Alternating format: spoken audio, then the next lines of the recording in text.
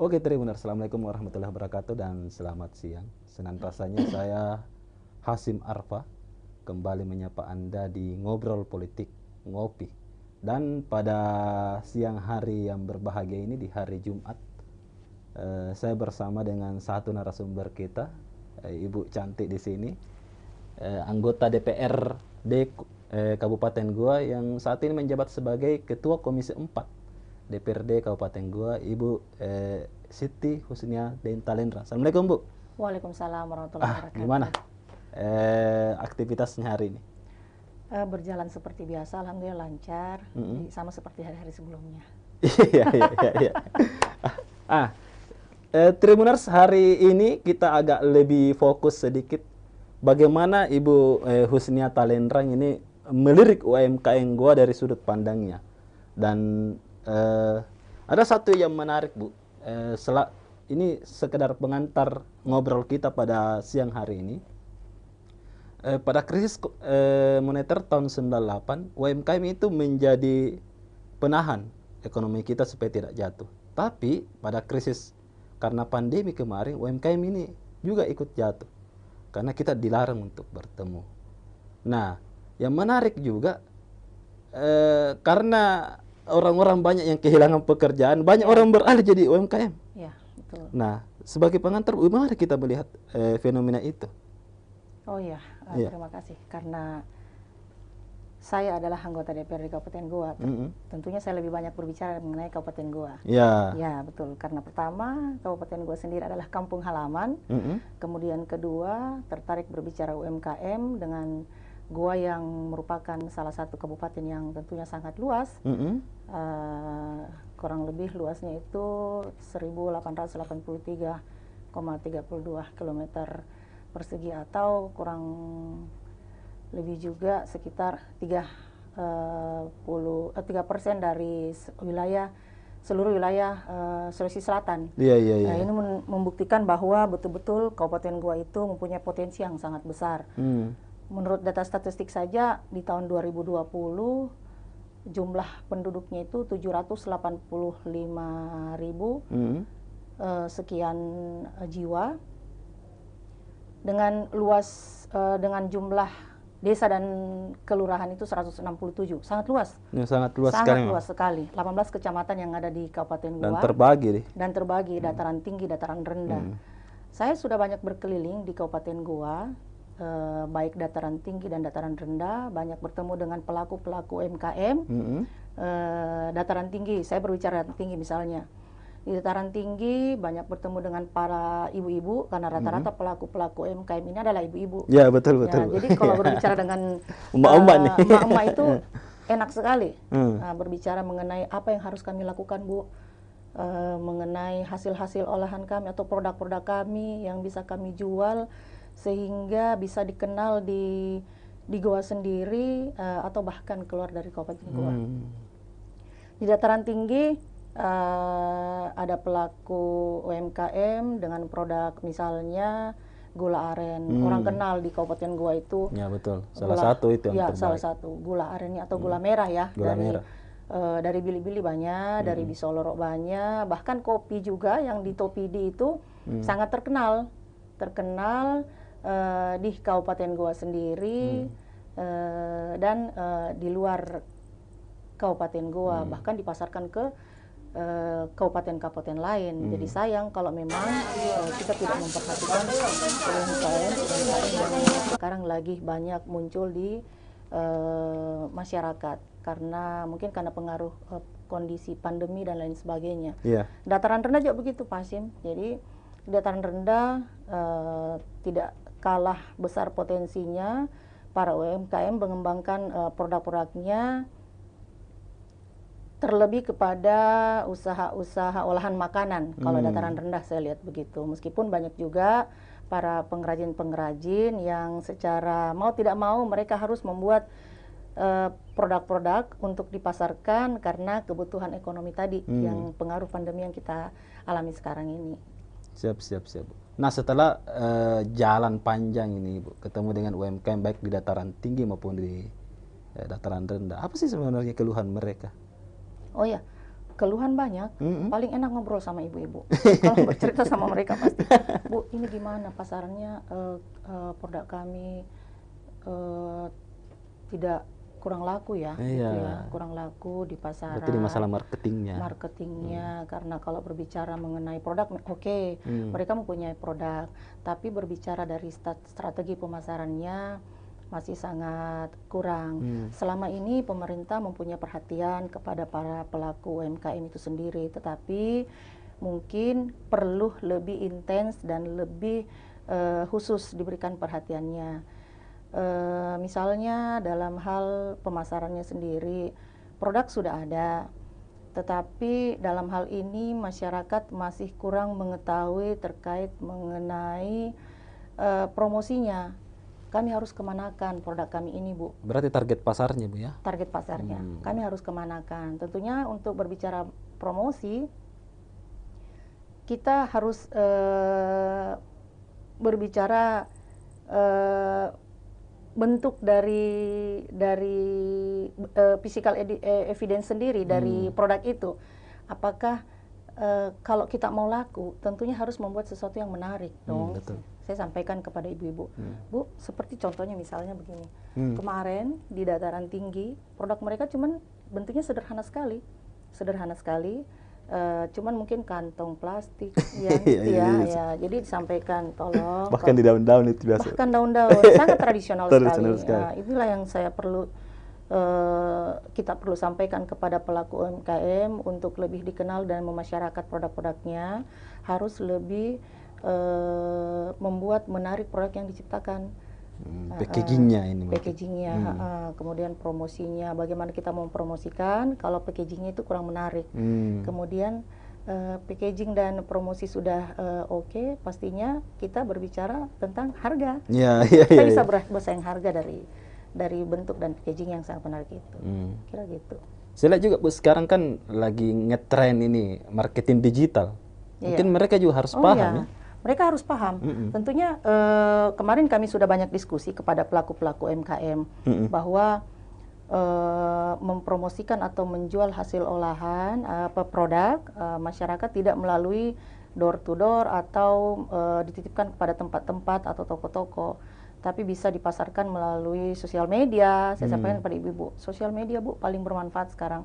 Banyak UMKM yang muncul di terkhusus Kabupaten Goa, kurang lebih berapa datanya ya? 6.000-an ya.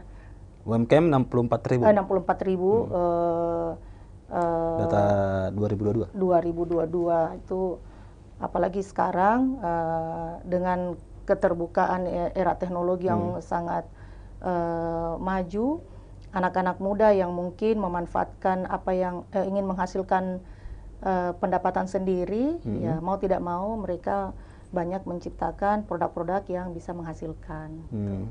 Siap. Nah, Ibu ini kan juga salah satu pelaku UMKM dulu, tapi sekarang sudah naik level.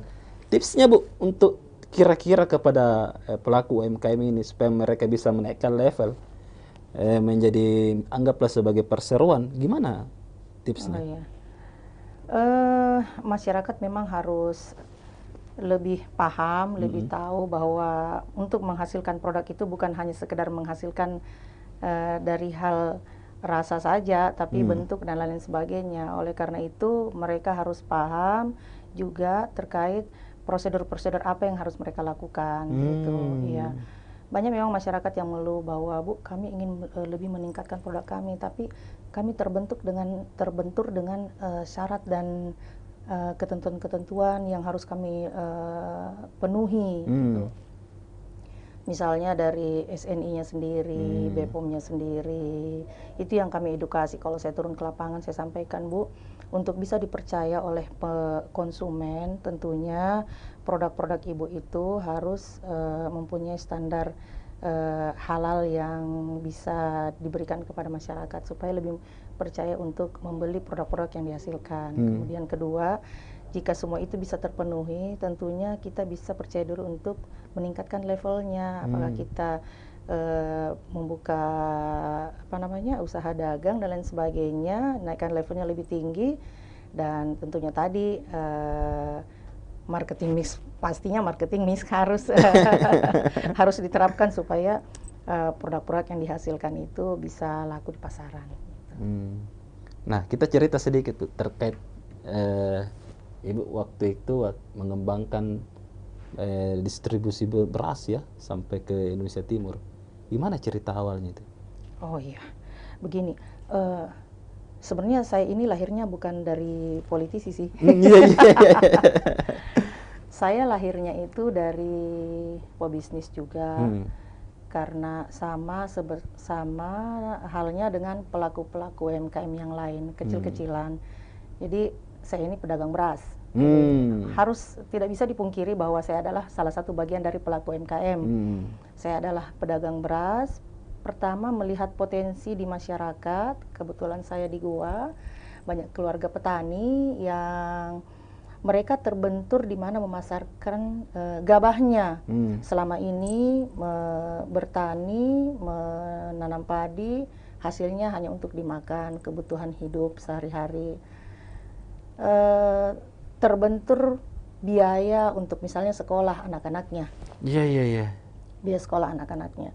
Oleh karena saya berpikir bahwa bagaimana kalau saya mengumpulkan gabah-gabah para petani ini untuk membantu memudahkan mereka mengongkosi misalnya anaknya sekolah dan lain sebagainya.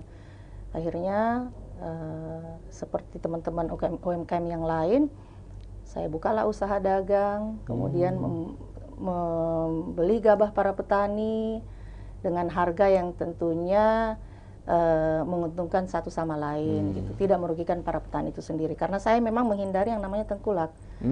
Karena saya pengen di samping usaha hidup, petani juga itu harus makmur, gitu. Harus hidup usahanya, pertaniannya. Akhirnya lama-kelamaan dari cuman sekedar membeli gabah dan menitipkan kepada pabrik-pabrik kecil untuk bisa diolah, akhirnya bisa besar dan seperti sekarang ini membuka perusahaan besar yang untuk di wilayah selatan kami yang terbesar. Alhamdulillah kami yang terbesar itu. Tapi prinsipnya kami tetap membantu petani ya. Jadi gabah yang kami ambil itu sebaiknya memang dari petani. Sebaiknya dari petani. Jadi kalau bisa memakmurkan petani gitu. Terus respon mereka waktu itu, Bu, gimana? Alhamdulillah masyarakat senang karena saya sendiri itu beserta teman-teman menjemput ke petani sendiri. Oh, langsung dijemput ya? Menjemput ke petani sendiri. Jadi tidak ada perantara dan lain-lain sebagainya, atau bahkan petani sendiri mengantarkan kepada kami giling menjadi produk beras yang alhamdulillah selama ini sudah mengangkat beras Kabupaten Goa ke luar wilayah Sulawesi Selatan. Kami sudah sampai di Kalimantan dan Maluku. Itu kira-kira berapa ton per bulan? ya lumayan lah. Artinya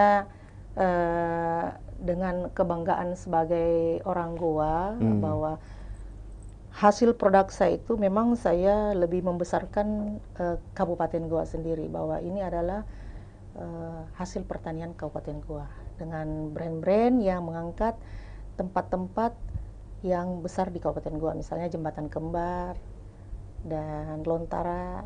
Itu kita bangga bahwa Goa juga mempunyai produk-produk yang harus ditahu di luar Sulawesi Selatan. Kalau brandnya, Bu, yang di Kalimantan sama di Maluku itu sama tidak? Sama. Oh, sama. Sama. Apa dong? Apa kira-kira? Produknya produk beras perempuan bercaping. Oh, perempuan bercaping. Perempuan bercaping. Apa maksudnya itu, Bu? Harus saya tanyakan ini. Filosofi perempuan bercaping dari gambar bahwa perempuan adalah sesuatu yang elok dipandang. Jadi kan filosofi perempuan begitu kan. Perempuan elok dipandang, kemudian bercaping itu menandakan bahwa inilah kehidupan petani yang lagi bekerja dengan simbol capingnya itu sendiri, gitu. Begitu. Kemudian ada jembatan kembar yang tentunya menjadi kebanggaan dan ikonnya Kabupaten Goa. Iya, betul. Dari dulu kayaknya itu, Bu, ya? Iya, dari dulu. Dari dulu kalau jembatan kembar. Nah, kita lanjut, Bu. Setelah berapa tahun, Bu, selama ini di bisnis beras ini? Saya sudah kurang lebih hampir 10 tahun. Hampir 10 tahun. Ya, hampir 10 tahun di beras. Dan tentunya saya merasa bangga dengan hasil kerja keras saya membantu para petani dan keluarga, karena kebanyakan di wilayah Sulawesi Selatan itu, khususnya Kabupaten Goa, adalah petani. Meskipun mereka adalah PNS atau ASN, masih memiliki sawah untuk bisa dikelola atau diolah. Iya, betul Ibu. Ada saya punya satu keluarga, dia kepala sekolah, tapi dia tetap kerja sawah. Iya, banyak begitu, Bu. Kebanyakan memang begitu. Jadi di Goa tidak menutup kemungkinan bahwa ASN itu tidak punya sawah. Jadi semuanya itu bercocok tanam bertani. Terlebih kepada mereka yang berada di dataran rendah. Dan hasil gabah kami itu semuanya kami terima, bahkan di dataran tinggi sekalipun. Iya. Bahkan dari dataran tinggi sekalipun. Karena kan kualitas dataran rendah sama dataran tinggi itu agak beda. Beda. Lebih bagus di dataran rendah. Dan saya tidak berbicara Goa saja dalam bentuk dalam gabah ini atau beras, tapi di Makassar, di wilayah selatan, Goa Takalar dan Bulukumba, dan yang jelas daerah selatan itu hasil-hasilnya tidak kalah dengan yang daerah bawah. Iya, betul. Nah, ini salah satu bisa menjadi inspirasi untuk Tribuners, ya. Bagaimana Ibu memulai, karena ini memang harus ada semacam niat yang tulus dulu, Bu, ya. Betul sekali. Untuk membantu orang. Ini niatnya memang hanya ingin membantu keluarga saja. Nah, niat awalnya membantu keluarga, karena banyak yang bingung, saya mau jual kemana gabah saya ini, sedangkan saya mau beli kebutuhan untuk sekolah, mau ke rumah sakit, ataupun ada kebutuhan-kebutuhan lain yang tidak tahu mereka mau jual kemana gabahnya. Disimpan juga menjadi hitam kan, kalau betul. gitu kan, apalagi gabah basah. Jadi akhirnya ya dengan ide sendiri saja, gimana kalau saya ini ya gabah para petani ini ya, bantu mereka ya dengan cash gitu. Langsung nih kayak biasanya itu kalau kita kecil-kecil dulu, kecil-kecil. Tidak langsung banyak ya. Siap. Nah, Tribuners, nampaknya ini sangat menarik, tapi kita rehat sejenak dulu. Jangan kemana-mana, tetap di Ngobrol Politik bersama dengan Ibu Siti Husnia Talenta.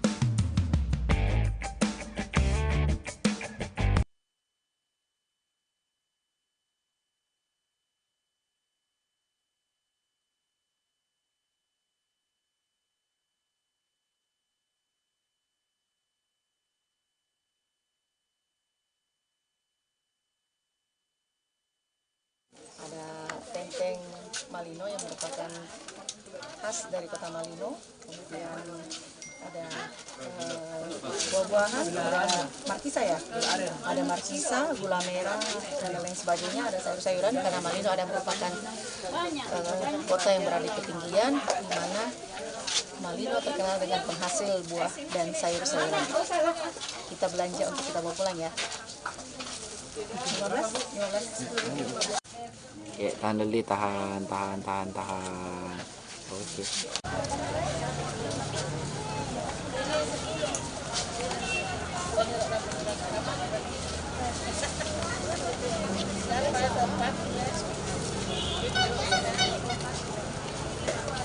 Mau kurang enggak? Tidak bisa. Jangan.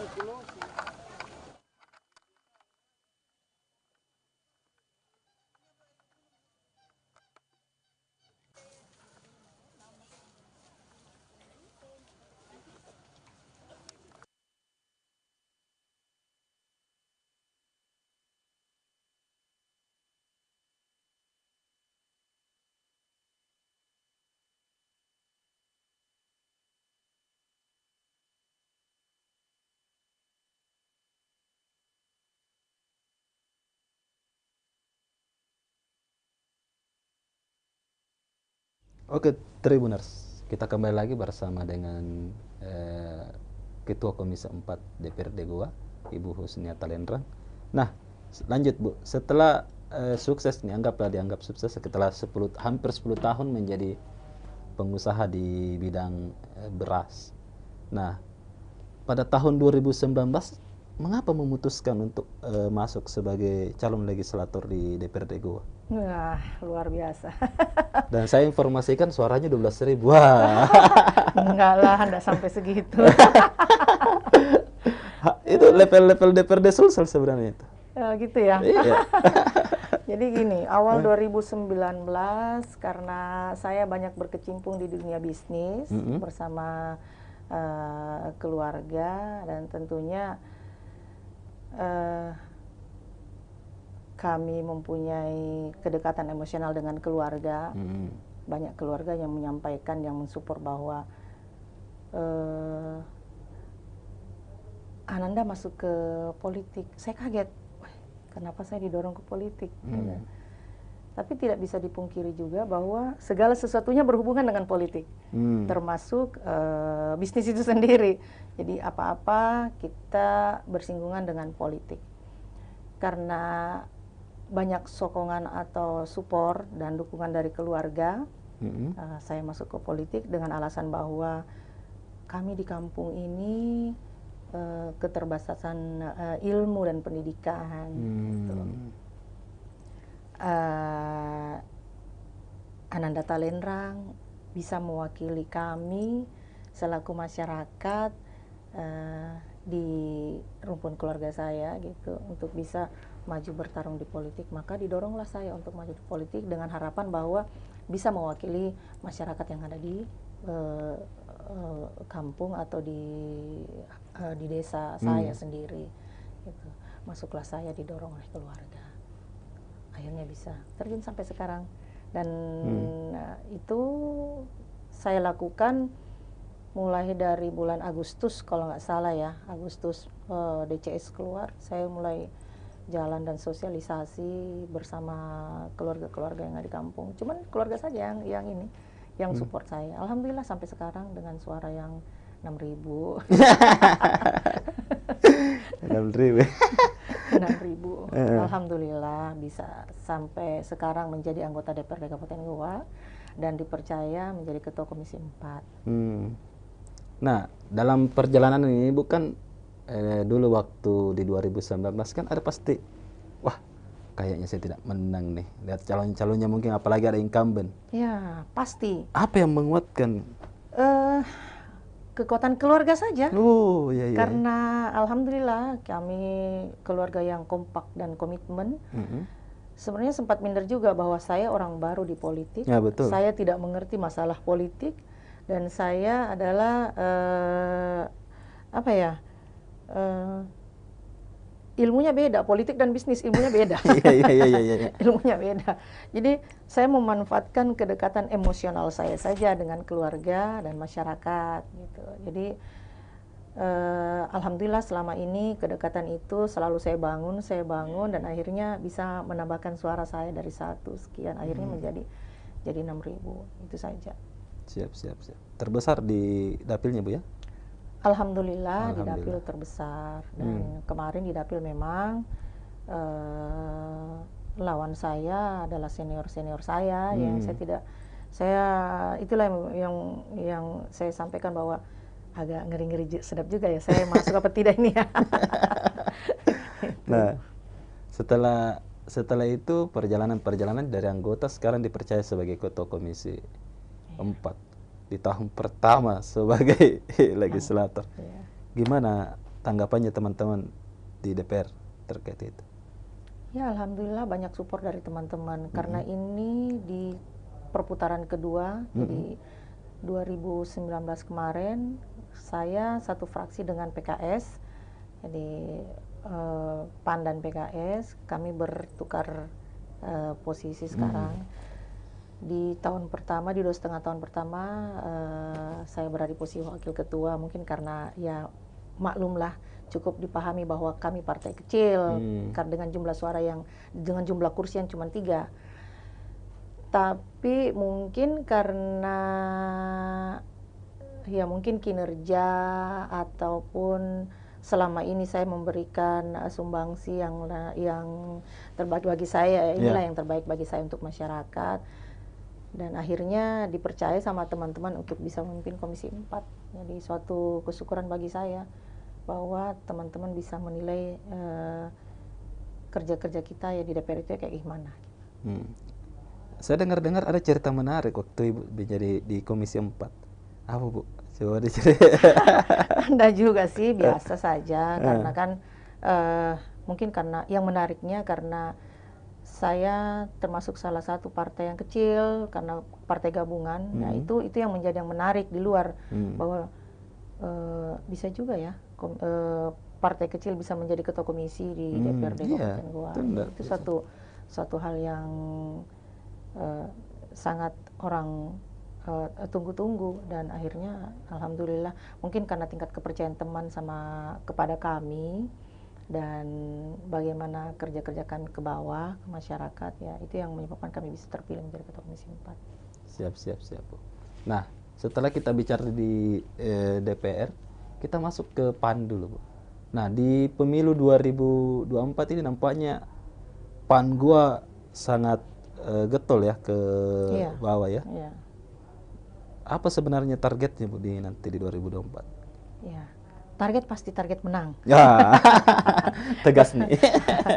Target pasti target menang. Jadi, saya selaku ketua partai, karena alhamdulillah satu-satunya ketua partai perempuan di Partai Amanat Nasional Kabupaten Goa yang terpilih kemarin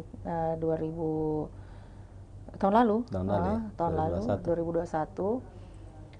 Dan setelah terpilih tentu menjalankan tugas dan kewajiban selaku ketua partai, intinya menang. Intinya menang di pileg maupun di pilkada.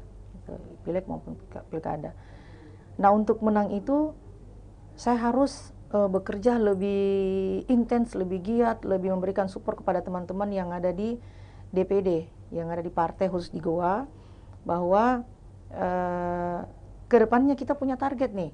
Kita punya target menang. Ya. Oleh karenanya saya perbaiki semua struktur, mulai dari DPD, DPC, DPRT, dan tingkat ke bawahnya lagi, supaya lebih rapi, lebih sempurna lah dibandingkan yang kemarin-kemarin gitu. Lebih sempurna. Karena tujuan menang itu ada, ya pasti semuanya kita kejar, pasti semua kita kejar, itu saja. Dan alhamdulillah partai selama ini memberikan nilai yang bagus, nilai yang bagus bahwa Kabupaten Goa, saya lihat PAN-nya bagus, bekerja sangat intens dan mengajak masyarakat untuk lebih mengenal Partai Amanat Nasional itu sendiri. Iya, karena setelah Maros ya sebagai basis PAN untuk di daerah, memang kayaknya gue yang sekarang ini sangat getol untuk harus bergerak. mencari jati diri kan. Iya, Bu. Betul. Nah, Ibu ini kalau kita selalu teman-teman reporter hubungi selalu di daerah, di dataran tinggi di mana? Jarang sekali sih di daerah Sungguh Minasa gitu. Bukan jarang, mungkin pada saat dihubungi lagi di atas. Jadi begini, Kabupaten Goa luasnya sangat luas dengan 18 kecamatan, dan kebanyakan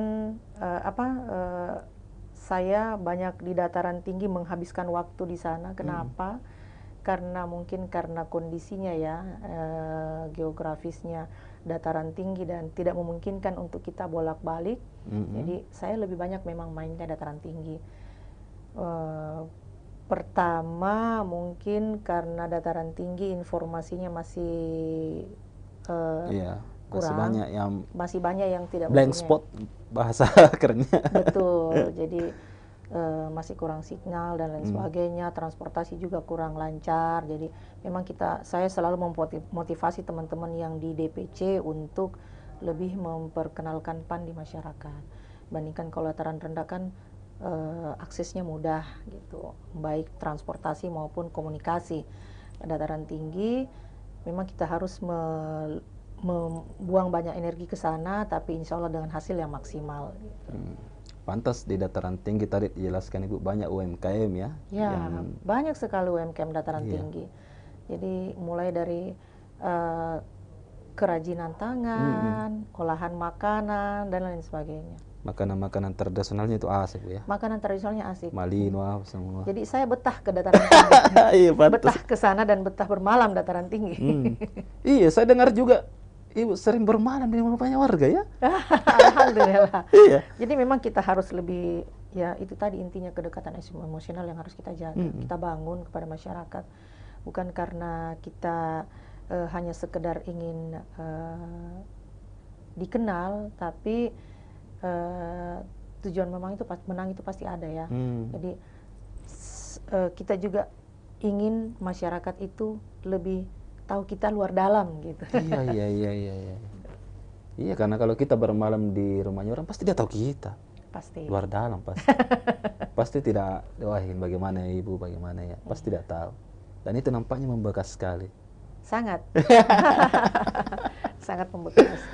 Nah, ada juga yang menarik Bu, hashtagnya ini, kita goa. Wah, ini langsung mas, kalau kita baca kita goa, baru di situ gambarnya Ibu, kemudian pan, maksudnya gimana itu? Kita Goa. Jadi Kita Goa itu sebenarnya sih berawal dari salah satu bagian dari komunitas saya. Komunitas Talenrang untuk Goa. Oh gitu. Kita Goa. Jadi akronim ya? Ya, akronim. Tapi bisa juga diartikan bahwa Kita Goa itu rasa memiliki. Memiliki Goa. Jadi memang kami menanamkan kalimat Kita Goa itu mengajak semua kalangan masyarakat yang ada di Kabupaten Goa mempunyai rasa memiliki terhadap Kabupaten Goa. Kita Goa. Anak-anak pun terkadang mereka senang kalau diajak kita Goa gitu. Jadi rasa memiliki yang kami ingin historinya di situ, kita pengen tarik di situ. Siap. Tidak ada yang lain kok. Nah, setelah kita bicara panjang terkait UMKM, kemudian kita bicara juga terkait TPR, kita juga terkait PAN. Setelah kita juga lihat hasil lapangan, banyaknya sudah banyak letupan-letupan dorongan kepada Ibu untuk lebih berkarya lagi di level eksekutif. Gimana tanggapannya? Ya, begini ya. Di partai sendiri disampaikan kepada saya, Ibu Talenrang maju ke Pilkada 2024. Iya. Disampaikan kepada saya. Jadi ini adalah perintah partai. Mau tidak mau kita harus patuh sama perintah partai. Patuh sama perintah partai. Jadi didukung oleh partai, tetapi harus diketahui juga harus mendapat dukungan dari masyarakat di Kabupaten Goa sendiri. Jadi yang saya lakukan selama ini adalah bentuk mencari support atau dukungan dari masyarakat.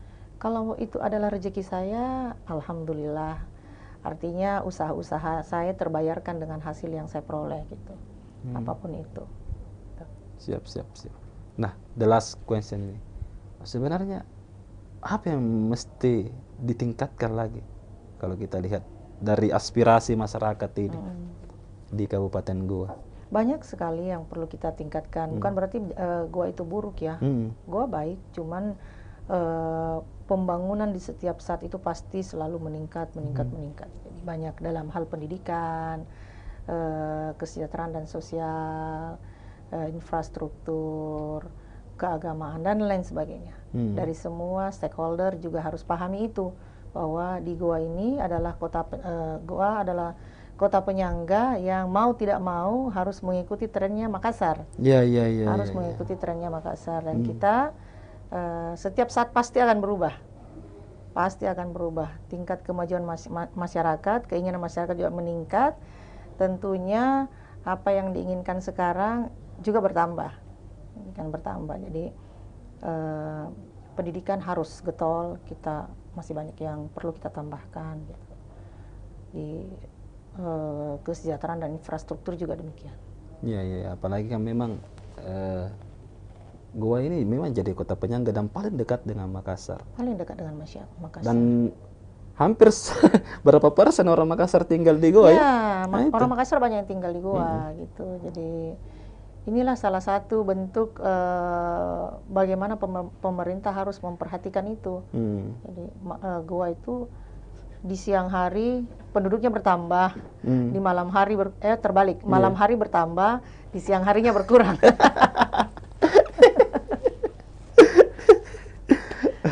Oke Bu, closing statement untuk tema kita pada sore hari ini.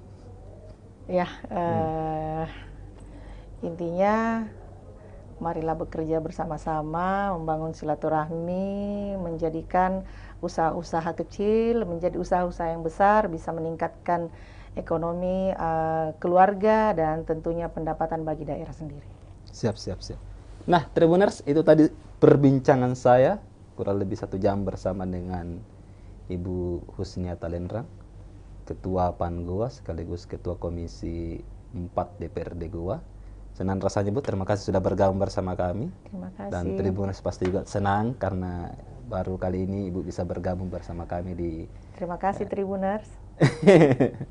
Dan teman-teman yang sudah menonton, terima kasih dan sampai jumpa lagi di acara Tribun selanjutnya. Assalamualaikum warahmatullahi wabarakatuh. Waalaikumsalam warahmatullahi wabarakatuh.